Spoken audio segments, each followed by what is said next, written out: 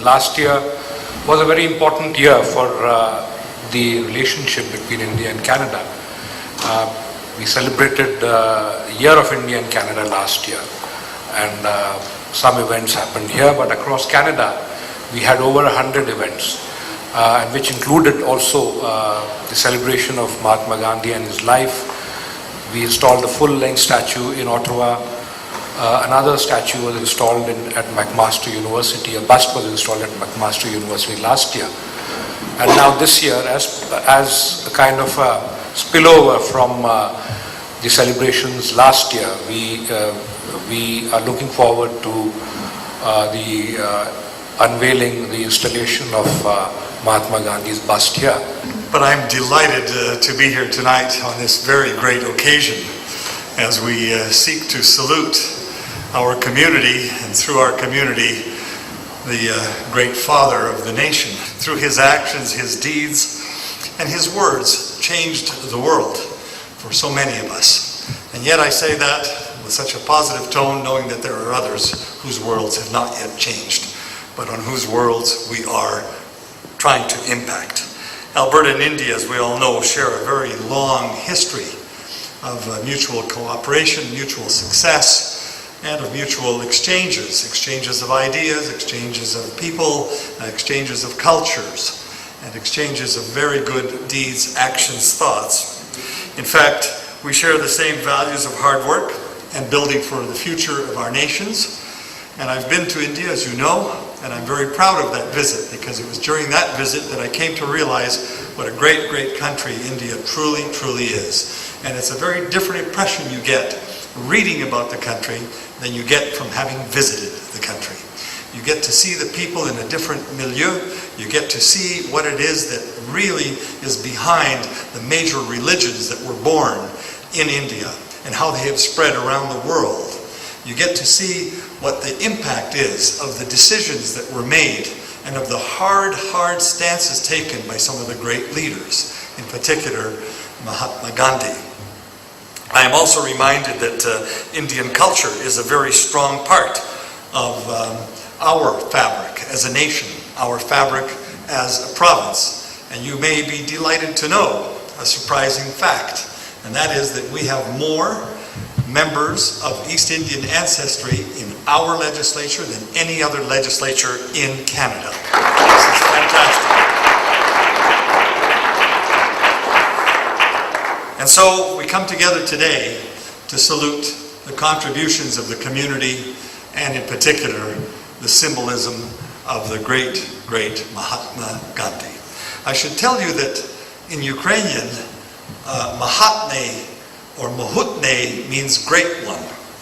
And so I feel part of this, Mr. Paniker, I do, and I'm grateful for this invitation because I share in the culture and in the word.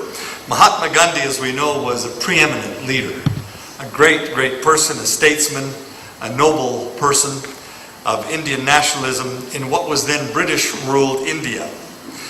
He was a harbinger of many great things to come, but in particular was his non-violent approach to problem solving and to sharing the message of peace and harmony worldwide.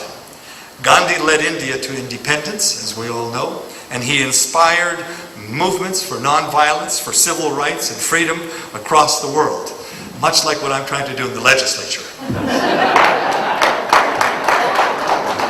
Some of you will know what I'm politely joking about, and that was my credo speech on day one, where I reminded people about civility and decorum. He was the son of a senior government official. He was born and raised in a Hindu community in coastal Gujarat, and he was trained in law in London. He became famous by fighting for civil rights, the civil rights of Muslim and Hindu Indians in South Africa. He used nonviolent civil disobedience techniques that he himself had developed. So we recognize how difficult it is to live up to the high standards which he set. But we also know that if we don't, then we will surely fall into another one of his famous statements. He said, "An eye for an eye will make the whole world blind."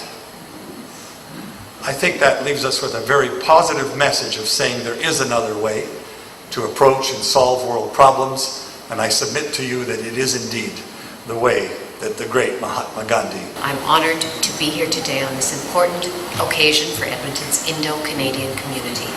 As you are aware, Your Excellency, there are almost 100,000 Indo-Canadians in this province, about half of them living in this area.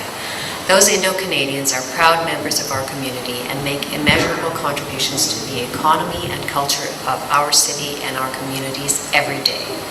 Since the first South Asians began to arrive in Canada more than 100 years ago, they have become not just part of their community, but community leaders in Alberta. University presidents and entrepreneurs, mayors and city councillors, members of the Legislative Assembly, many of them in fact, and members of Parliament. At the Journal, we have been proud to chronicle those achievements on the pages of our print edition and online and in other platforms, and we look forward to continuing to do so in the next century. It is indeed a privilege to be here to help commemorate an iconic Indian leader whose commitment to nonviolence, civil rights, and freedom has inspired people the world over.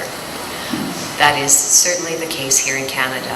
From sea to sea to sea in this country, the legacy of Mahatma Gandhi is visible in peace councils and foundations, scholarships and projects, sculptures and monuments. It is only fitting that a monument such as the one that will be unveiled today will be given pride of place in front of this beautiful new centre, something that celebrates the community here and all of your contributions. As editor-in-chief of the Journal, I am truly proud to be here with you today. सबका हार्दिक अभिनंदन करते हुए मैं बहुत शुक्रगुजार हूँ। आप सब आज अपना समय निकाल कर यहाँ आए हैं। महात्मा के बारे में बोलूँ तो मैं छोटी बड़ी बात होगी, बट मैं ये कहना चाहूँगी कि आज आप सब हम सब में आप हमारे दिलो दिमाग में जहन में हैं, इसलिए हम सब इकट्ठा हुए हैं यहाँ पे।